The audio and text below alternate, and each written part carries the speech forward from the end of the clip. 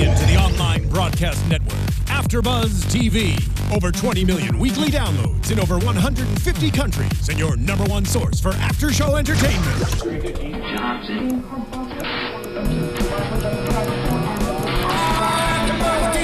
AFTERBUZZ TV, the destination for TV superfans. Producing after-shows for over 300 of your favorite TV shows. Interviewing celebrities and showrunners. And bringing you behind-the-scenes exclusives. All thanks to E! Entertainment's Maria Menounos, producer Kevin Undergaro, and internet leader Akamai.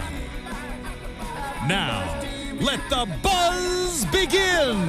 Hey guys, welcome into another episode of Dodgers Wrap 360 right here on AfterBuzz TV and AfterBuzzTV.com. If you haven't already, hit subscribe on YouTube and iTunes, whether you're listening to the podcast or watching the YouTube version. We are live streaming right now, Sunday night. Dodgers are playing right now. They're up 3-0 in the middle of the game against the Pirates. We'll get some late scores on that. We're also here with our phones, so if you guys want to tweet us, whatever, while we're here. If you don't catch the live stream, if you watch this later on tonight or tomorrow, you can still comment on YouTube. We check that stuff all week. We'd love to talk to you guys there. I'm your host, Bobby DeMuro, joined today by Monse Bolanos. Hi! And Mike Conley. Yes. Mike's coming over from Red Sox Wrap 360. Talk about a winning team for a change. Wow. And let's... I'm sorry, That's that was a taste. funny, and I appreciate that. Thank you. I like that laugh. Dude, it's just been rough talking about Red Sox. Like, how do you Thanks. feel? We are talking about a team that's winning. We are. How different is that? Well, I noticed you transferred to talk about a winning team, so that's cool. But, it's fine. We can talk about the Dodgers. I mean, my first love, you obviously know, is the Sox, and so I'll still be there playing out the season. Crying. Much like a lame duck manager. A couple of tears shedding A as you little talk bit, about them. A little bit. We can talk winning team with the Dodgers this year. We cannot talk winning team with the Dodgers this week. The best they can do this week is go 3-3 if they win tonight. Again, they're up 3-0. If you guys watching that game while you're streaming this, you know as well as we do. But tough week this week in Philly and Pittsburgh. Before we jump into stuff, got a lot to talk about. Going to break down both series. Biggest idea, though, what did we learn in the last 7 days? Bullpen, still a question mark. Yeah. 100%. Big time. And, Johnson is obviously, we spoke about him last week being garbage, and he is pretty much You garbage. sat right there 7 days ago. I sat right here 7 days ago. You and I told the people. I remember Jared Gilkerson was with us. He's out this week. He'll be back next week. You and I told the people. Jared was here talking up Jim Johnson, and you and I said, no, Jim Johnson, I don't want to say he sucks, but he sucks. Yeah. Yeah, And Jared said he was... What did Jared say? Jared said he was a good reliever. He's had good years, but he's also had real bad years. And he's blown 2 saves this week, allowed a couple of runs, another game against Philly that didn't end up killing him. Jim Johnson, Joel Peralta's having a real bad time. It's time to go get some bullpen pieces. And when you're talking about August waiver trades, who the hell is out there? Who do you go get? Not a lot. Go get Justin Masterson, just DFA'd by the Red Sox. Those are the kind of guys you go get. Wow. There's not a lot of guys on waivers right now. So the bullpen for sure. I think the other one is the Pirates are legit. The NL Central is legit. There's 3 very good teams in the NL Central. And the Phillies, post All-Star break, they're pretty damn good. They're not- They've been playing well. Yeah. And, so the Dodgers still took 2 out of 3 in Philly, Yeah. so, but that's, to be expected with the Phillies playing well, Listen, the Yeah. Phillies put up 6 runs on Zach Greinke. How many teams have been able to say that this year? Nobody. So, That's true. Sure, it's a fluke. Everybody has one of those games. Good thing he got some run support finally. But the Phillies are playing some good baseball, and they showed it against the Dodgers. Yeah. But at least, like you said, we still took majority of the wins. But I agree, because if this would have been before the All-Star break, it would have been like, oh, Phillies who? Yeah. Move on. And that was the next week. And then this week they kind of, or this past week, they kind of have showed us a different side. So let's talk Phillies. First 3 games, first series of the week. Dodgers end up going 2-1, lose the first game on Tuesday. That was Alex Wood's first start as a Dodger. I thought he did pretty well. Probably got left in a batter or two too long, but that happens. The real story here is the bullpen. Again, this was the day. Phillies win 6-2. The go-ahead, or not the go-ahead, the tie-breaking grand slam in the 7th inning. Wood ends up taking the loss. The slam was off Joel Peralta. Most of the runners were charged to Wood on that one. Tough way to go, especially on Jimmy Rollins' first day back in Philadelphia. He's a whipping boy, has been a whipping boy for you this year, Mr. Jimmy Rollins, but he had a pretty good week this week. He's starting to swing the bat a little bit. He did. He's been swinging the bat for what, like a month now? Yeah. He's been doing okay for the last month. What is he last week? 9 for 27, 2 ribbies, 3 walks, 6 strikeouts. That's better than he's been. Anytime you're going 1 for every 3, you can't hate a guy hitting 333. I believe Bryce Harper is the National League batting leader right now, hitting about 333. Yeah, I mean, So- especially when Jimmy's hitting probably about 233 on the year. I think you're overdoing him. Good. What's Jimmy doing right now? He's hitting 222, getting on base 279, slugging 364. I feel like you could do that. Bad. No, we might be able to. It's a bad year for him. A bad year at the top of the order for the Dodgers. Yeah. He turned it around not that day in Philadelphia.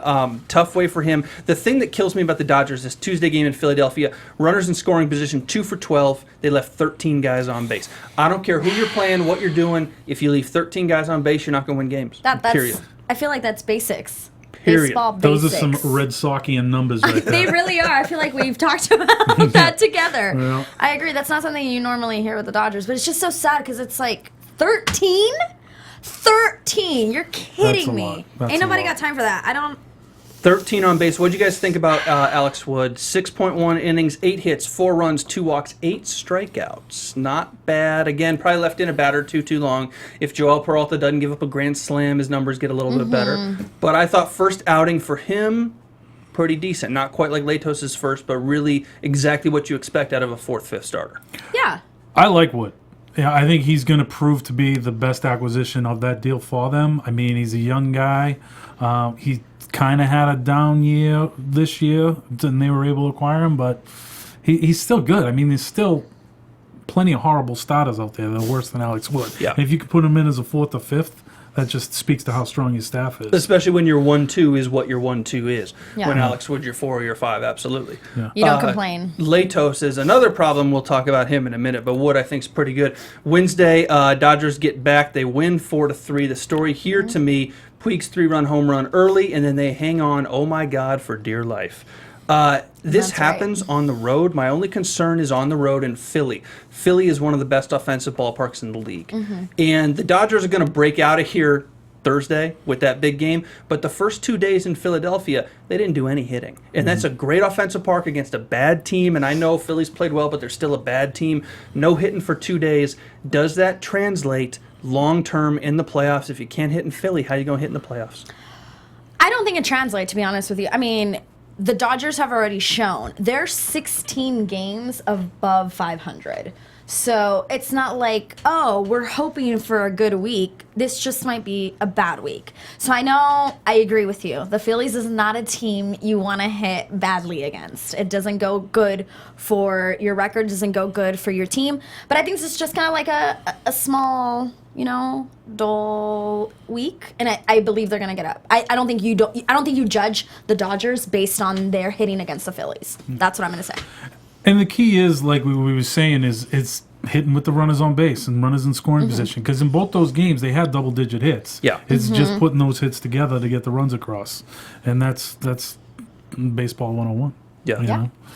So, but in the playoffs, it tends to be where pitching kind of takes over. A little bit. So hopefully if Kershaw doesn't have the hiccups that he's had the past couple postseasons, they'll be in good shape. And the Dodgers are known for not a hitting team. They're known for a pitching team, Like, everyone knows that. So it's like, even though their hitting kind of sucked with the Phillies, I wouldn't judge it on that. But I mean, that being said, they do have the most home runs in the NL, and they are slugging 5th best in the NL. So, I mean, they got some bats, They do 5th best average, best on base percentage, most walks. They do. They get on base, they do what they do, and they leave a lot of guys on sometimes, especially on the road, especially against bad teams. A lot of times, and we should look up the stat on this, and I'm sorry we didn't because I just thought about it. I'm worried the Dodgers start playing to their competition a little bit. And when you play in Philadelphia, listen, you have 2 games you lose and a 3rd game when Zach Greinke gives up 5 in the first inning that you might have, should have, probably lost, and you didn't. And then you might have lost again at the end of that 3rd game when Joel Peralta comes back in, gives up 2 more runs in the 9th to make it a close game. So there's a lot of opportunities here where if you're a pessimist, like yours truly, you could easily go 0-3. You could easily, if Puig doesn't hit that 3-run homer, or if you don't hang on for dear life, and there's, one more bat the Phillies get at the end of the game, you might be in big trouble. You go for 3 in Philadelphia. So I know they went 2 for 1. They count. Wins count. But it's not sunshine and roses for me. Is it long term? No, maybe not. If they struggle, I mean, they've already lost 2 in Pittsburgh. They're winning tonight, but still, losing 2 out of 3 in Pittsburgh ain't nothing to be proud of either. No, not at all.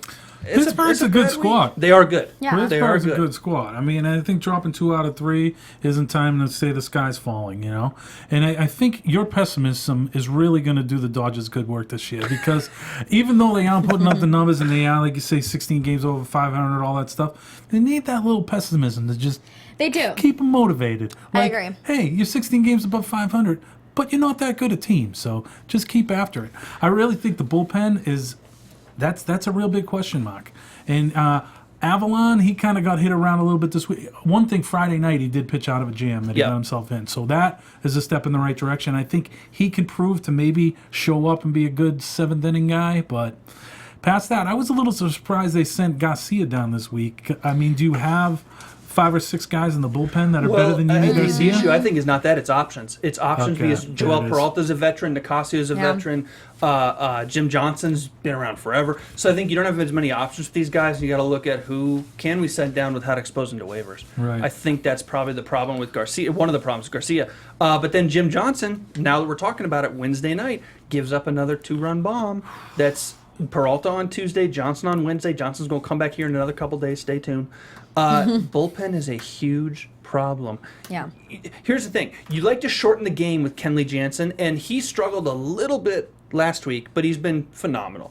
But when you shorten the game from 9 to 8 innings, you still got to get through the first 8. Yeah. And if you get through 6 or 7, you ask Kershaw to go 6 or 7, Greinke to go 6 or 7, great. You still got to get those last 3, 4, 5 outs, which sometimes are really hard outs to get. And if you got Jim Johnson and Joel Peralta, and I'm getting scared, Juan Nicasio's not a setup guy. J.P. Howell's kind of run his course and is sort of hitting the wall right now after having a great first half of the year. You got some huge problems in the bullpen. Yeah. And nobody coming. Who's down? Yimi Garcia is down right now, but I mean, who else is coming? Daniel Colum, what are you going to do with these guys? Because you traded away Paco. You traded away some guys that might be able to help you. This kind of gets back to what we talked about a little last week. Do you bring up some of these stud prospect starters and stop putting them in high leverage situations in late in games? Because if you decide to do that, in the dog days of September and the Giants are right on the heels, let the guys break in a little bit, on an easy stretch in August, with their first chance of the big leagues, as opposed to bringing them up in September in the heat of a division chase. But hey, maybe we don't have to worry about the Giants. The Cubs took care of them. Well, yeah, for now, but the Giants are only 3 back going into play on Sunday. They're not obviously dead. They're not going away. They're going to be there. They never go away. And that's, what are you talking about? That's I think that's where the pessimism really comes into play, is not the playoffs in general, but specifically the San Francisco Giants. Seriously. They're going to be there. Seriously. It's so annoying. They're always there. No matter what, they are there. And it's kind of like, I feel like certain players, and this goes for all sports, when it comes to certain rivalries, it's like they forget how to play. What the hell are you doing? Excuse me, but it's the truth. It's like just because you're playing against your rival team, it's kind of like they get nervous. And I know as big sporting athletes, you're not supposed to get nervous. Unfortunately, it happens. Ooh, who are we talking about here specifically that chokes up when the big moment comes? This isn't just with the Giants. Okay. I'm not completely hating, but like I feel like I was just telling you guys, like Yasiel Puig, I feel like he just doesn't care about being better. Like he is okay with being as good as he is. Whew, you just open up a debate that's been going on for 2 years. Wow. I know. But it's so frustrating because I feel like that about other players in other sports that I'm big fans of. And watching him, I work for the Dodgers. I watch him. I have interacted with him, and I just feel like he's cool being where he's at. Like he's totally fine. It's like, you know what? If I mess up this game, if I mess up the next week, it's cool. I am not trying to be the MVP. I am not trying to be the best batting player. I'm not trying to be anything. I'm just cool being Yasiel Puig, having fans in LA, and doing what I do. And that's frustrating. I would say in his defense, a couple things. The first one is, I don't know if you've read it, but I believe it was in LA Weekly. There was a piece last year about exactly where he came from. Read it. It's eye-opening. It'll tell you a lot about why he is the way he is. He came from hell. Yeah. The other thing is this, and this is more important. This is what happens when you trade Juan Uribe. Yeah. Juan Uribe was doing that for Puig and mentoring him, and now he's gone, and he's since left Atlanta again and been traded a second time.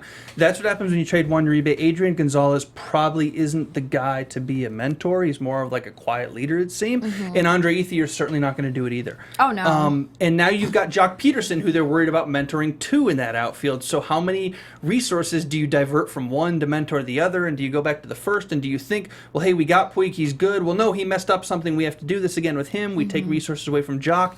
It's a weird balance because Puig is such a good player. It's almost a given that he's going to figure it out. But we have to remember he's still very, very, very young in his career. He's you know, what, a year and a half in, 2 years in. I agree with you, but there's like a there's a hunger in players that want to advance to be better. And I don't see that in Puig. I see that in Peterson. 100%. I see that in Peterson when I see him out there and I'm at work and I see them running around. I don't see that in Puig. Yeah, I mean, I think a lot has to go back to the fact that he is from Cuba and how hellish it is, you know, down there, like on ball plays and stuff. And he finally got out. It's a case where he's in the U.S. now, and it's a lot different out here. He's forged himself a much better life. So there's going to be a period of baseball kind of almost taking a back seat to this newfound freedom the guy has, and he's got money, and you know there's gonna be a growth spurt. And what's he, 24? Mm-hmm. You know, yeah. So and you see those flashes of his talent that are unbelievable. I mean, that ball he barehanded and threw out the guy of the force to second on Saturday. That was amazing. On Polanco, who can run. Yeah. You know, it was a bullet that was right there and it had to be there.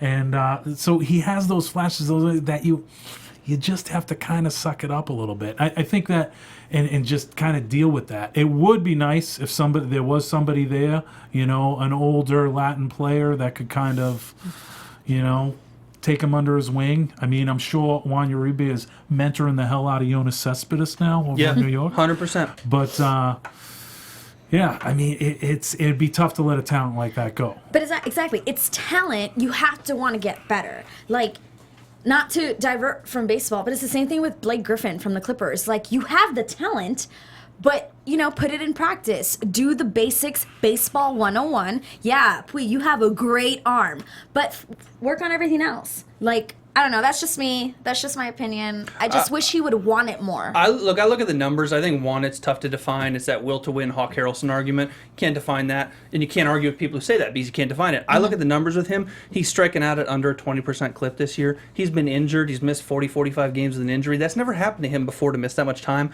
So it's almost kind of a lost season in that regard. Every player is going to deal with that differently, and when you lose part of a season, to come back and to figure out and get your rhythm, I'm okay with him going slowly. The other thing we have to remember is Puig's hitting 242 this year. The Dodgers as a team are hitting 255. Averages, we were talking about this earlier, averages are way down. Yeah. This is a pitcher's year and a pitcher's era. So the Puig of 2013, who came on like gangbusters right when he came up, obviously wasn't sustainable. But it's also a question of he's actually seeing a lot better pitchers who are throwing a lot nastier stuff, and everyone's being affected by this. Everybody on the Dodgers being affected. Justin Turner leaves. Justin Turner gets injured, and all of a sudden the Dodgers lineup is worthless on some days. Yeah. You know, so it's, I don't know. I understand what you're saying about a guy like that and how you almost stop mid-development, and that happens to a lot of guys. It's not Yasiel Puig alone. No, yeah. But I see a lot of things he's improved on too, and I think when you get a guy healthy again, get over a leg injury, which can just nag you the entire year, and it still might be nagging him, and we don't know, and he doesn't want to go on the DL again.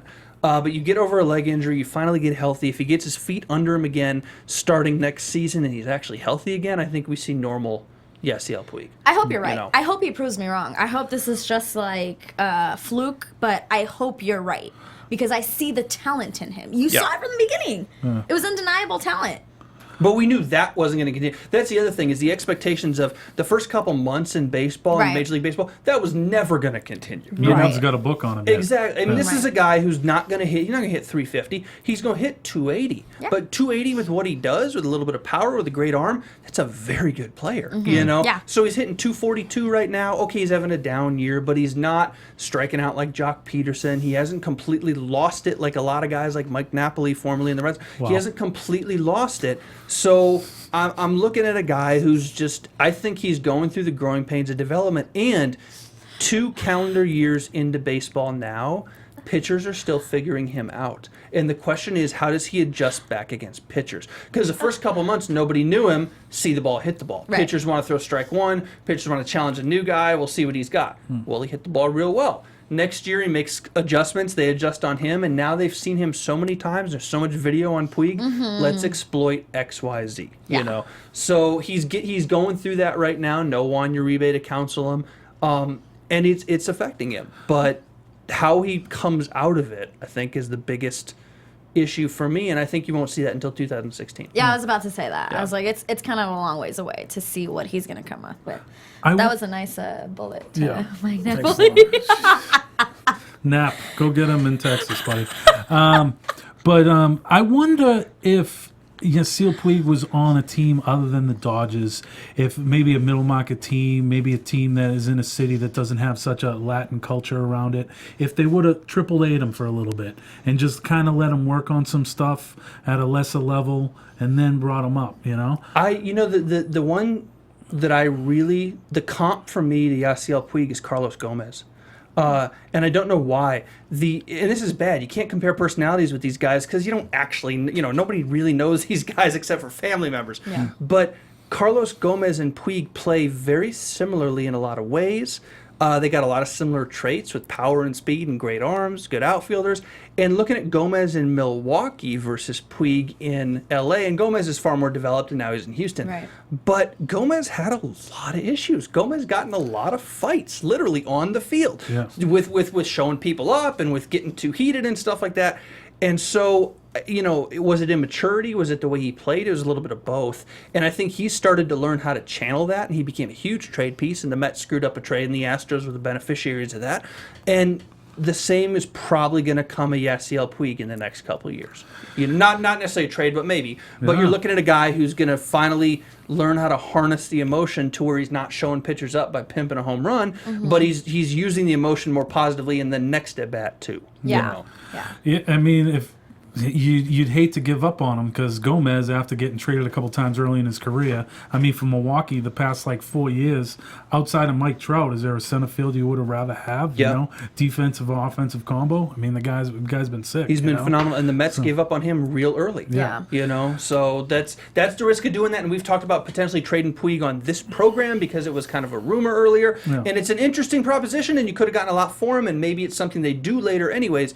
But it's a tough talent to give up. That's. I'm not saying Roberto Clemente, but I am saying skills. Roberto Clemente likes skills, power, speed, and a great arm in right field. Yeah. It's hard not to make the comparison. Is Puig going to be a Hall of Famer? Chances are no. I mean, very few people are. Right. But it's that skill level that you don't see very often. It's tough to give that up. Yeah. It is, and you got to chalk it up to youth. I mean, I remember Yeah, how much of a I was gonna say. knucklehead I was at 24. And I wasn't even, changing countries and having to deal with a whole new lifestyle. Having television on you every day, You know? absolutely, yeah. So you got to give a little bit of patience. I do like the idea of maybe bringing a Latin veteran in there to kind of take him under the wing, but. Look for it this winter. I don't know what Uribe's contract's going to end up being with the Mets, but look for him maybe coming back in the winter, or somebody else like that. Who's a Latin American player who's been around for a long time? Who's like, you know what, I get the game, I'm going to be a utility infielder, a fourth outfielder, and this is what I'm going to do. Because I think it's it's not a babysitter in that sense. I don't think they should look at it like that. Yeah. But it's an interesting guy who pulls Puig aside and says, why did you do X, Y, Z in that at bat? Here's what's really going on, and here's the mental jump you need to make to get there. Yeah, you're right. I agree with you. Somebody needs to be there to help him because it's right. It's kind of like he went from A or XYZ. It's kind of he went from Y to Z. He had to skip the X because he was so young, like you just said, moving from a different country. Nobody to kind of guide him into the position or the star that LA has made him. Because it's not even necessarily just, oh, you're really good, but LA has made him into more of a star than he would naturally be, if that makes sense. Point, yeah. You know, like he has all these spotlights on him, all these people on him. Like if he would have been traded, which I wouldn't have been against, but if he would have been traded, fans would have been mad. Fans that don't necessarily know baseball 101 and just know Dodgers and just know LA, they would have been mad. Sure. Even if it would have been the right call. Fans get mad about every trade, though, so I kind of... That's true, but it's the way that they've portrayed him Yeah. here in LA, being in LA, you know? Yeah. And that's what I think he's like cool with it. He's like, I'm in LA. I'm kind of a star. Kind life. of a At least celebrity. That's what they tell me. It's good work if you can get it. Okay. Should we start the working now on David Ortiz for Kershaw off-season trade? You can get that mentor and a bench bat. I would love that. A nice lefty bench bat. Let's do that. I'm not against that. You know? I love Poppy. Is that the Latin American veteran you need in I love LA? Poppy. saying. Let's bring Poppy to LA. You certainly can't play in the field, but that bench bat, that's a fierce bench bat. He's going to play about 18 games a year on the road in interleague. Okay. There you have Put it. Poppy in blue. Do it. I don't care. You're fine giving up Kershaw? Thursday's game no. in Philly, Zach Greinke wins. He's 11-2 now. His ERA rises to 1.71. That's a good problem to have. Allows 6 runs in 6 innings, 5 in the first, Yeah, that and was then rough. bat flips a home run like nobody's business. Okay, first off, Greinke's a good hitter. That's a skill in the National League. Every team, if you can get one pitcher who hits well, guess what? You got another pinch hitter every 4 days, right? Or the other 4 days. You got another guy. If a starter goes short, you can pinch hit Zach Greinke in the 5th inning, and the Dodgers have done it before. But finally, the It's a story decent base is, runner, too. well, the story for me on this one is finally he gets some damn run support. 2 teams combined for 13 runs in the first 3 innings. That's a slot fest. Yeah. If anybody deserves it, it's him to Yeah. absolutely kind of stink up the joint and then actually have the bats come back and get him. But Considering how many NDs and losses he took giving up a run in that's 8 what I'm innings, saying. absolutely. You know, well, he had to do it himself, though. you Yeah. know? Yeah. Yeah. Help yourself, baby. Yeah, it's a wonder he's 11-2 considering the run support he'd been getting. But again, bullpen struggles. Bottom of the ninth, Joel Peralta gives up 2 runs, doesn't get an out. Kenley Jansen has to come in and get a save. Goes from 10-6 to 10-8. Still a problem. 4-run game's a problem. If you can't close out a 4-run game against the Phillies, I know they've been playing well, your bullpen has problems. And this is now 3 days in a row in Philadelphia, late runs allowed. And if you can't Yeah. get those, nail down those 4 innings, and you have to bring in Kenley's going to wear down. Yeah, I You was- know, and you're you're going to right. need him in October. And especially when he's your only guy in the bullpen that's Yeah. really in the circle of trust, you know? Yeah. Ugh. Ugly, ugly. Friday, more ugly. Clayton Kershaw, uncharacteristically average. Not a bad start. 4 runs in 6 innings, though, certainly bad for Kershaw relative to what he does. What do we make of this one? Jim Johnson, bottom of the 10th, walk-off winner, pinch hit by Pedro Alvarez. That one to me is not as egregious. Walk-offs are going to happen, but you give up 2 hits and 2 walks in an inning again, you're not fooling anybody. Right. You're just not. And another guy that was probably brought into maybe with closer credentials in the past to kind of alleviate some of that, Kenley, you know, maybe give him a rest now and again. And now you're seeing he's just proven to be the arsonist we all thought he was and just blowing things up. And, you know, that's going to hurt in the long run. Jim Johnson is who we told you he was a week ago. He is who we thought he Wait, was. give me what did you say about Jim Johnson a week ago? That he was. He is who we told you he was. Which is, give me a sentence. He sucks. Boom. Boom. He's just. I'm sorry, he's not good. There's firemen and there's not firemen. There's guys who are dousing the fire with gasoline, and there's guys who are covering it with a blanket. And he is gasoline. It's just. It is what it is. I mean, I'm sorry, Jim. I'm sure you're a wonderful dude. You had a great about year and a half in Baltimore closing games a couple years ago, 09 or whatever year it was. This is That's not more 2009. than a couple years ago. So It's more. Saturday, this one concerns me, actually. Dodgers, of course, lose again 6-5. Matt Latos gives up 6 runs in the first 3 innings. Dodgers spot him 4 runs through the first 3, and he gives up 6. Not often you're going to get 4 runs from your ball club on the Right. road and lose by 2 after those 3 innings. Bad start for Matt Latos. Biggest concern for me, 7 hits and a walk in 4 innings. No strikeouts, 2 home runs allowed. What does that tell you guys? He's not missing any bats. It is, but Latos has kind of been Jekyll and Hyde these past couple of years. They can't afford that. He's though. not. But you Not can at all. afford it if Wood he's pitching well tonight. If he pitches well, then if Brett Anderson can stay upright, you got four good starters. Did you see the one this week? Check swing, injured his hand. Oh boy. Mm-hmm. But he's still in He's the still rotation around now. this week. Yeah, He's still around now. The guy wasn't slowed by an Achilles injury, which I thought was going to be his downfall. If it's not an Achilles, it's a finger, it's a wrist, it's his It's a beard. paper cut. It's whatever. It's every day. We mentioned that Zach Greinke can swing the bat a little bit as a pitcher. You know who can't swing the bat as a pitcher is Francisco Liriano, who hit a 3-run bomb off of Latos Saturday. Yep. His first career homer. Yeah. So They were stoked about it. Yeah. They were so stoked about it. That happened. This is a Rockies story, but that happened at the Rockies. Chris Russin for the Rockies, not a hitter, hit a 3-run bomb off Carlos Martinez in St. Louis the other day. Sometimes, man, if you're a pitcher and you swing hard, once in a blue moon, you're going to get the ball right where you swing. You're just Wouldn't be a just Bobby gonna happen. DeMuro show if we couldn't get our little Rockies in there. Right? Might Of as well- course. you We're might going as to well talk talk about about it. interesting stories. How do you fit that into popcorn talk? Are you mad because the Red Sox are so bad we're calling you on it? No. I'm fine with 3 world championships and 7 last place finishes every 10 years. I'm fine with that. Other concerns for the Dodgers on that Saturday game. They go again 2 for 9 with runners in scoring position, leave 11 on base. That's too many. The other one is Joe Blanton gets the win in middle relief. If Joe Blanton shuts you out for 3 innings, you are either bad or a team from 2008. And this is not 2008, so Maybe a little bit of both. That's a bad game for the Dodgers all around. What is the score right now? Right now, 4-1. We are at the top of the 5th. Dodgers we are up 4-1. Dodgers up 4-1. Correct. Top of the 5th. So it seems 2 outs. 2 outs. Looks like 2 guys on. All Yeah. right. And before we kicked off, they actually had 2 Ethan steals. and Grandal are on. And are they That's the last thing. in the NL in stolen bases? Let me double check if they're last, but they're way the hell down there. They're 15th, last in the NL in stolen bases. Yes, sir. Ooh. Charlie Morton, he's about, I think Schilling was saying during the telecast, he's about 1-7 to the plate. I I think I might be able to steal on I mean, to do 1-7. that, you need your catcher to be like 0.9. It's not going to happen. Yeah. That's ridiculous. Yeah. Couple storylines. We've covered a lot of them. We talked Puig adjusting hitting mechanics a little bit too. What do we see this week as far as positives? Because we've been pretty damn negative about the bullpen, about leaving guys on base, about hitting, about losing to the Phillies. Any positive takeaways this week with the Dodgers? I think Jimmy. Okay, You yeah. know, Jimmy hitting a little bit. Oh, for a second I thought you said Jim Johnson. I thought you were being sarcastic. Oh, no. I didn't hear that. J. Roll, man. J. Roll. Jimmy?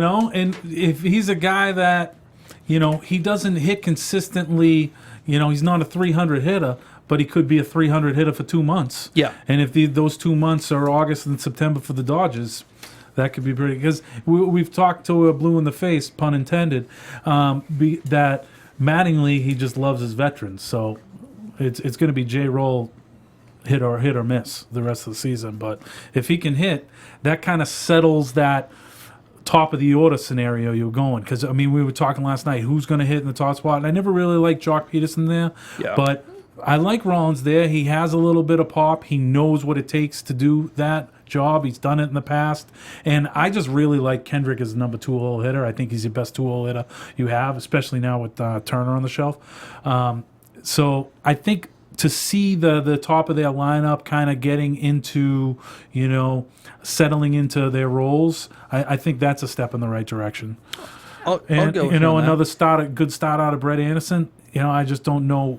That guy's not going to be healthy the whole year. So you'd rather have him lose a few starts now and be there in the end. It's worth noting I hate in to- AAA this week, Bolsinger got hit in the face, I believe, with a line drive. Walked off, turned out to be okay. Wow. But weird stuff happens, and you hate to lose anybody. You hate to lose a starter, but you would hate to lose a starter you're going to need later in AAA in an effectively meaningless game. So that's a scare the rough. Dodgers don't want to have. That's- I Because think Mike- Bolsinger's come back up soon. 5-1. Yeah. We just scored. Nice. We just scored. 5-1. Bolsinger might be my new favorite pitcher. It gets hit in the face and shrugs it off. That's like Anquan Bolden stuff. I right believe there. it was in the face. I know he was hit with a line drive. I thought I read it was in the face. Couple things. Clayton Kershaw, 6 innings, 4 runs this week against the Pirates, who are not, obviously they're a good team. They're not a barn-beaten hitting team, though.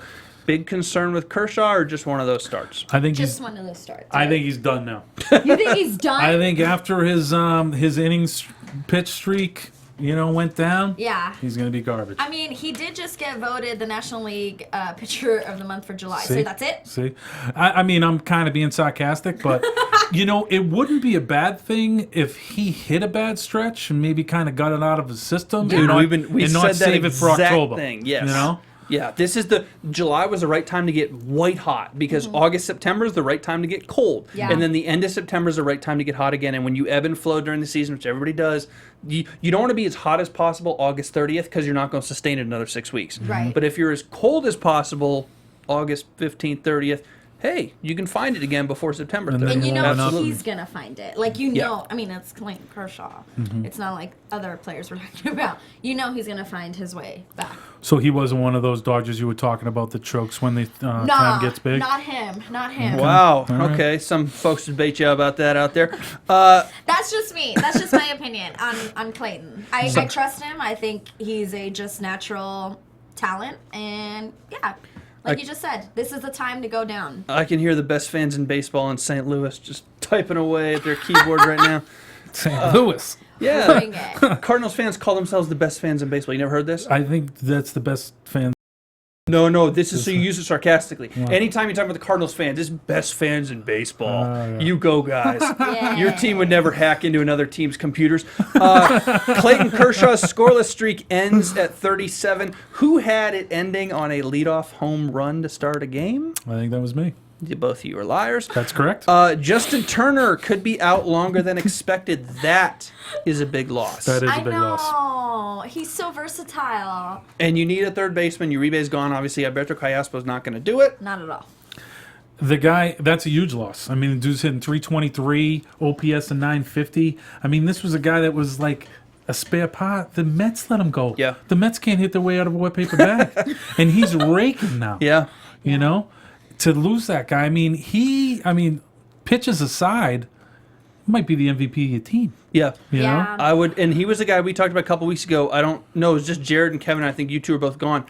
He was a guy who easily could have been an all-star. There were tons of good all-star third basemen, so he should have been left off. But he put up all-star numbers. Oh, he sure So, did. Dodgers released Chris Heisey. Do you care? No. I mean, I don't think on a team that has, 8 outfielders usually on the roster, we need that 9th outfielder. He was an interesting guy, though, as a pinch hitter, 4th, 5th outfielder, could play all three, had a lot of power. And they traded for him from the Reds this past winter, and then they just never really ended up using him because Ethier stuck around. Right. Carl Crawford kind of coming back and has asserted himself a little bit. And then Enrique Hernandez is kind of say, hey, I'm going to be a 4th, 5th outfielder. So it was probably time for him. He needed his 40-man spot. But that's a guy who will absolutely get picked up. Who needs a hitter? New York Mets, teams like that. Somebody's going to pick up a guy. He's a good bench bat. He's got a lot of power. Didn't fit in L.A. Speaking of those outfielders, Carl Crawford's going to get a larger share of the platoon role. Do you like it, or is Carl Crawford washed the hell up? You're biased. I am biased. That being said, he is washed up. But I think it's just the case of, you're paying that guy a lot of money, so he's in there. And it also is a case that maybe they just want to slap Puig's hand a little bit, And let's be real. Carl Crawford has some traits that maybe he could still lead off. And Yeah. you need a leadoff hitter. If he doesn't figure it out, or if he goes cold again, Jock probably can't lead off anymore. He's not going to consistently. So maybe Carl Crawford you look at to lead off. Alex Wood, we got him. Let's not get too carried away. I think that's it for. Okay, I left one for you guys that I want to ask, and How it's many going to more be. years is Kyle Crawford under contract? By the way? Yeah. Oh, that's a good question. It's beyond this one. That's a good question though. One big question for the both of yous. Dodgers lose 4 replays Saturday night, Yes. which is just a weird fluky thing, Let's go broader because we got a couple minutes left. Replay. Do you like it? Do you hate it? A year in, couple years in, what do you think of replay in baseball? And then I'm going to tell you guys the truth after you answer. I'll tell you the correct answer, but go first. Okay. I think with replay, it should be different in the regular season versus playoffs. That's my opinion on replay. And I How think so? What would you change? In the regular season, I don't think you should be able to look at a replay. And in playoffs, I think you should. Like, it's very... This is just me based... Obviously, I don't watch every freaking game in baseball because there's a lot going on. But I feel like replays, like that close replay call is not very common. The close, where it's like, I'm not sure we should really look at the replay. It should just be like, this is a call, that's it. And then once we're in playoffs, okay, go away, look at it, take time, make the right decision. I see a couple a day that are that close. Yeah. You think so? Yes, these umpires are good. They know what they know, and the managers and players know that they know what they know. And when there's a damn close one, they still usually get it right, but that's when they check it. There's a lot of really close ones. Even Yeah. with that, even though, okay, let's agree with you, still, playoffs is the time to do it. And I find that on those close ones, 9 out of 10 times, Umps are right. the umps are right, or there's not enough of the Camera angle to show you. or the what is the word I'm looking Not for? enough evidence.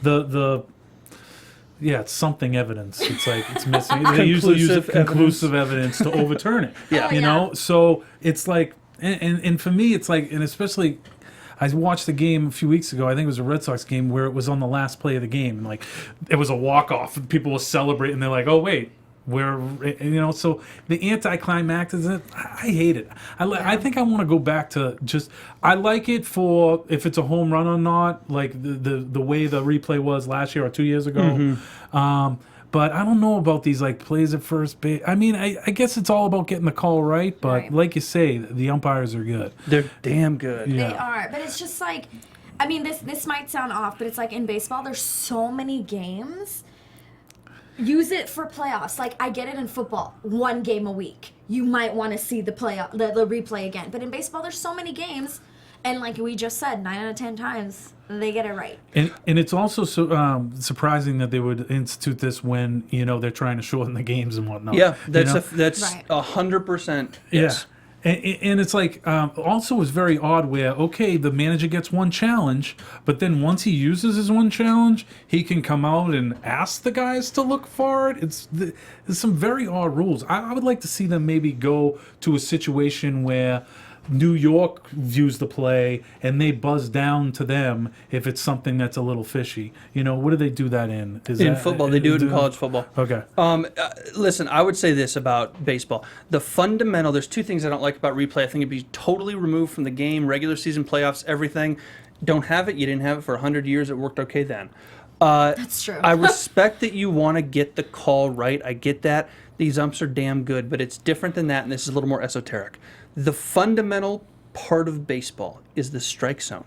The strike zone is entirely subjective. And people are like, well, no, it's defined, it's whatever. Sure, it's defined in the rule book, but differently. Every ump sits behind the plate differently. Talk to Greg Maddux about pitches he was getting off the plate in the prime of his career. Every pitcher gets called differently. The way catchers catch the ball is different. The strike zone has moved throughout eras. It's moved down. It's no longer up to the armpits or under the letters.